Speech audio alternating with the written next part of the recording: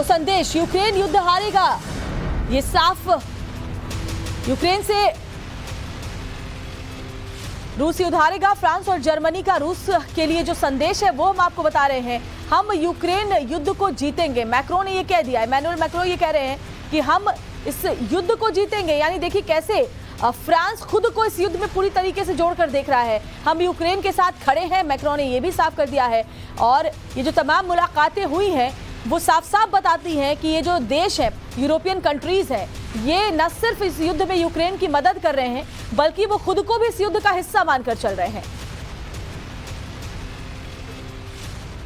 Nous sommes heureux de t'accueillir ce soir ici et le chancelier Scholz me rejoint ce soir et je l'en remercie pour que nous puissions ensemble t'exprimer notre solidarité, notre soutien, notre volonté d'accompagner l'Ukraine vers la victoire, vers la paix et vers l'Europe.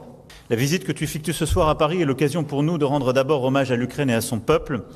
Cet hommage, c'est aussi à toi personnellement que nous sommes heureux de pouvoir l'adresser car ton courage, ta lucidité et ton engagement impressionnent. Nous tenons aussi à témoigner ce soir notre soutien indéfectible. Dans la guerre qui se joue à quelques milliers de kilomètres de Paris, तो Zelensky ने 24 घंटे के अंदर या कहे कुछ ही घंटों के अंदर दुनिया की 3 महाशक्तियों से मुलाकात की। ब्रिटेन, फ्रांस और जर्मनी, तीनों सुपर पावर्स ने गर्मजोशी से ज़ेलेंस्की का स्वागत किया। तो चलिए हम आपको दिखा रहे हैं कौन सी 3 महाशक्तियां हैं। ज़ेलेंस्की ने हिम्मत दिखाई और फिर एक बार से यूरोप से और हथियार मांगे। तो ब्रिटेन, फ्रांस और जर्मनी तीनों ही जगहों से मुलाकात करके जो हथियार मांगे, जैसा कि हमने आपको पहले बताया, लेकिन मिला क्या, ज़ेलेंस्की क्या लेकर लौटेंगे, मीटिंग के इनसाइड स्टोरी हम आपको बताते हैं। तो ब्रिटेन से देखिए, चैलेंजर 2 टैंक, पायलट्स को ट्रेनिंग, फाइटर जेट पर आश्वासन, हर हथियार समय से पहुंचाया, ये सब कुछ ब्रिटेन की तरफ से ज़ेलेंस्की लेकर के जा रहे हैं। इसके अलावा देखिए फ्रांस की अगर हम बात करें तो फ्रांस लेक्रिक टैंक, फ्रांस से लेक्रिक टैंक, हथियारों का भरोसा फाइटर जेट के लिए। हालांकि अभी बहुत कुछ साफ नहीं कहा गया है, कोई टाइमलाइन नहीं दी गई है फ्रांस की तरफ से। कोई टाइमलाइन नहीं देने का मतलब है कि उस पर कुछ जानकारी नहीं है। उसके बाद देखिए जर्मनी से क्या, लेपर्ड टैंक की मांग ज़ेलेंस्की की तरफ से की गई है, यानी जर्मनी से लेपर्ड टैंक मांगे गए। हालांकि लेपर्ड टैंक को लेकर के पहले भी कई सारी खबरें आई जो हमने आपको बताया है। हर संभव मदद का भरोसा जर्मनी ने दिया है। तो चलिए हम आपको ये भी बता रहे हैं कि मांगा क्या, मिला क्या, क्या क्या मांगा हमने आपको दिखाया।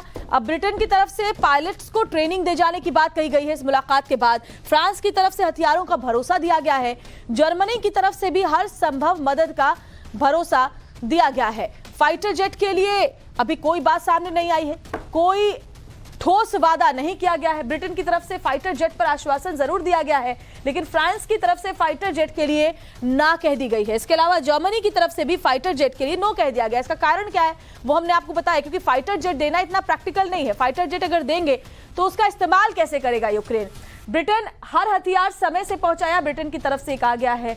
इसके अलावा फ्रांस की तरफ से कोई टाइमलाइन नहीं दी गई है कि जो मदद है वो कब तक पहुंचेगी। जर्मनी की तरफ से कोई ठोस वादा नहीं किया गया, यानी कि जो तमाम डिमांड्स की गई है वो पूरी तरीके से पूरी होती हुई नजर नहीं आती इन मुलाकातों के बाद। लेकिन हाँ, ये मुलाकात अपने आप में कई मायनों में अहम जरूर है और इसीलिए हमने आपको डिटेल में बताया कि क्या कुछ मांगा गया और किन किन बातों का आश्वासन इन तीनों ही महाशक्तियों से मुलाकात के बाद ज़ेलेंस्की को दी गई है।